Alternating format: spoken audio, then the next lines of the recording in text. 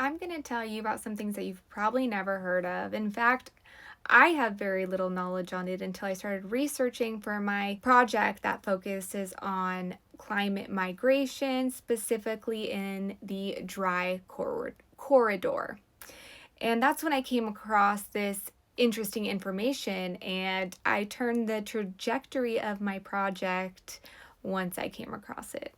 For more than a century, U.S. economic goals and foreign policies have played a major role in the violence, political instability, and poverty seen in Central America today.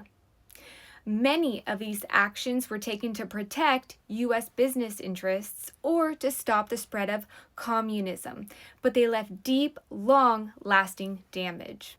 A big part of this history involves U.S. companies operating in the region.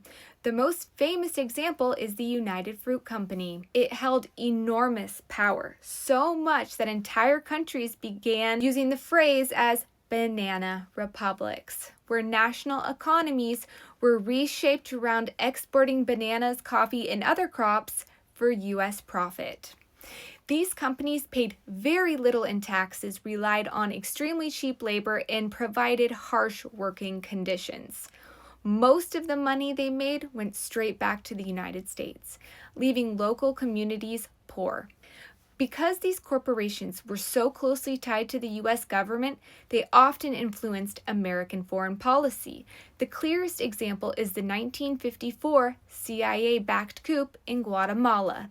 The U.S. helped overthrow Guatemala's elected president over a dispute of land regarding the United Fruit Company. This pattern didn't stop there. During the Cold War, the U.S. supported military dictatorships across Central America, governments that protected American business interests, but used violence to crush social and economic reform. These decisions helped fuel civil wars in countries all across the dry corridor and Central America in general, killing hundreds of thousands of people and displacing millions. When communities resist harmful mining or agriculture projects, environmental activists are often threatened or killed, sometimes with the involvement of state forces. Another factor driving today's instability is weapons trafficking. The majority of guns used in Central America's crime and violence come from the United States.